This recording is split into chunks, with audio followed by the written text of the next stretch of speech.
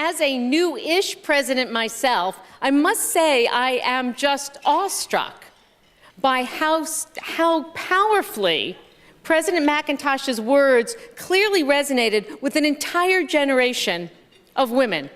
And I have heard countless times, including several times from people in this room, that I was a young woman, no one had ever told me before what I could do, and she told me what I could do, and she lived the life that I wanted to emulate. And I must say, I find it truly remarkable that so many years later, her words are still alive.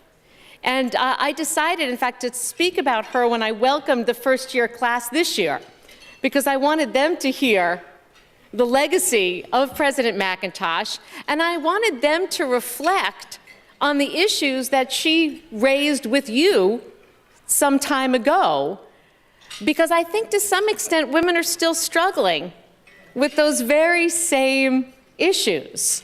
And what I see in our students right now, and it's a very funny sort of flipping of the times, this is a generation that has been brought up to believe from the very earliest years that they could do anything.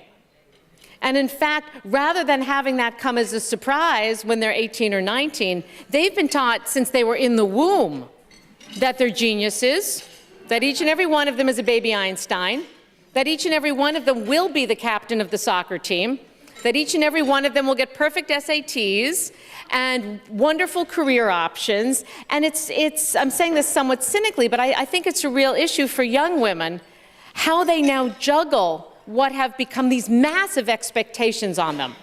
Not just the hope that they will be both a working woman and a wife and a mother and a member of the community, but the expectation that they have to do all those things, and they have to do them all really well.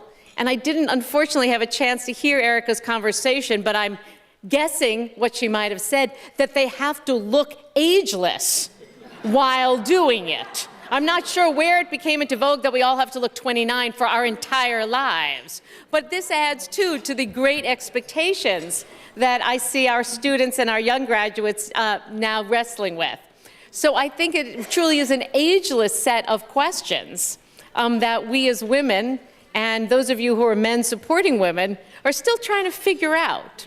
So I won't say any more on that topic, although it's certainly a topic that I'll confess I'm spending a lot of my own time sort of trying to think through. But it's very much a Barnard topic.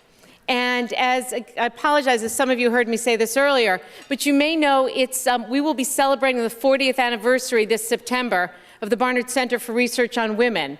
And it really provides a powerful moment to reflect back on the 40 years of feminism at Barnard, because Barnard has really been probably the center of feminism in the United States. And then to project forward, what does feminism mean for the current generation of women, of young women? What should feminism be about for the next 40 years? Because thanks to the efforts of many women in this room and elsewhere in your class and your generation, some of the major battles, many of the major battles have been fought and won. Women have the rights they didn't have while you were going through Barnard. The next set of obstacles, though, is subtler. And I think in some ways almost harder, because it's not about changing laws, it's not about changing corporate practices, it's more about changing expectations, family life, the more intimate details of how women balance what remains a complicated and complex set of obligations. So let me stop there. I would love to hear any thoughts you might have on these huge topics, or any questions you might just have about what's happening at the college and what we're doing and what we could or should be doing. Please.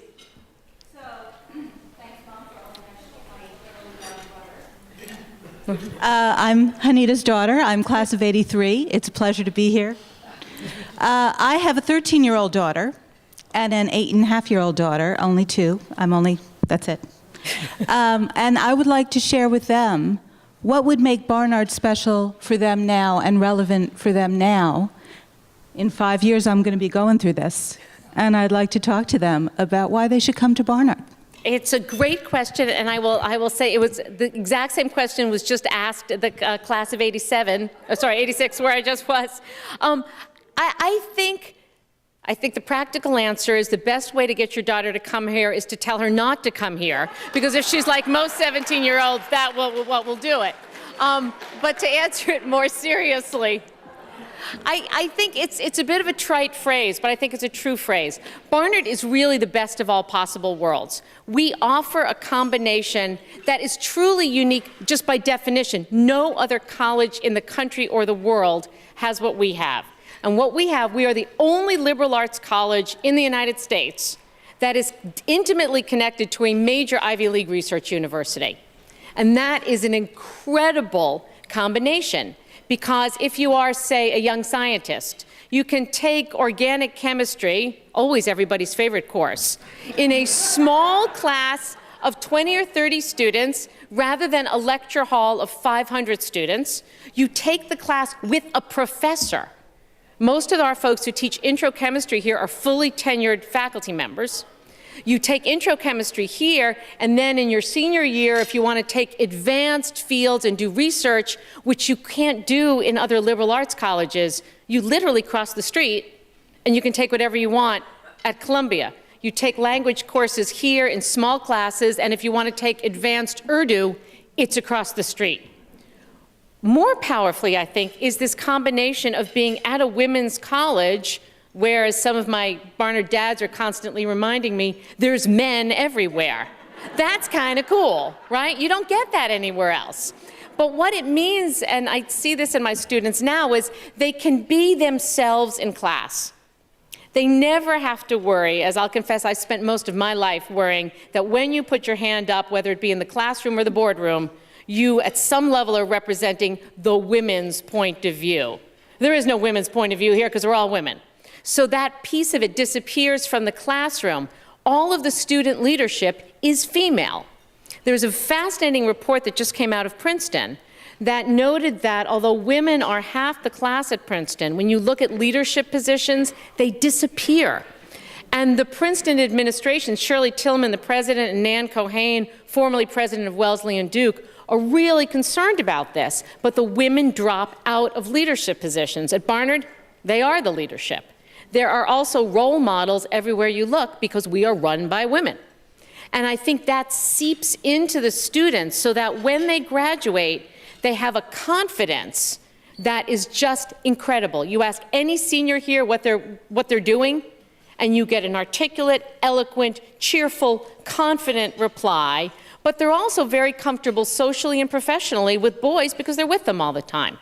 So it really is a very powerful combination. And I think the biggest issue we have is not convincing women to come here, it's getting them to look here. Once they come here, we have them. The problem is that we're not as well known as we should be. So it was a long answer to your question, but I've thought about it before. It's a pleasure. Please. Hi. Yeah. Oh, I'm sorry. You have the mic, yes, and then we'll get it to you. Forgive me. I have the mic. This week's Time magazine talks about the difficulties of college graduates finding jobs. How do you balance the liberal education with the need for preparing women to get jobs in this market? Very good question. I will start by just quoting to you what one young woman just said to me from the class of 2010. We have 50 women here tonight from the class of 2010, which is a huge number in a first class. And what one of the former students said to me is, she said, one of the reasons there's so many of us is that we've all gotten jobs in New York, which is terrific. And I think first of all, our students are wonderful, so they get jobs. I think the fact that we're in New York is a huge advantage. All of our students, while they're here, take not just 1 or 2 or 3 internships, but 4 or 5 or 6 internships. Sometimes too many, in my opinion, because they're juggling like mad. But Barnard does a great job, in part because our alumni are so plugged into our career services office, of making sure that any student who wants an internship has several opportunities to do that. And that proves to be really important in the job market. The other thing, it just relates back to your question, our students speak really well and they present themselves really well. And we have programs now in public speaking and in presentation.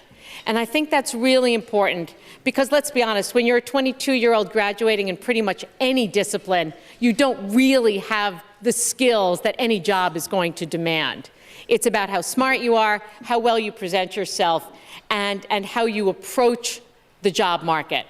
And knock wood, we actually haven't I have not felt any pressure from our students about their not getting jobs. Clearly, at a macro level, this is a disaster. And it terrifies me looking at the generation coming out into the workforce now. But for our students, we haven't seen it. Yes, let me take one more, the lady over in the corner.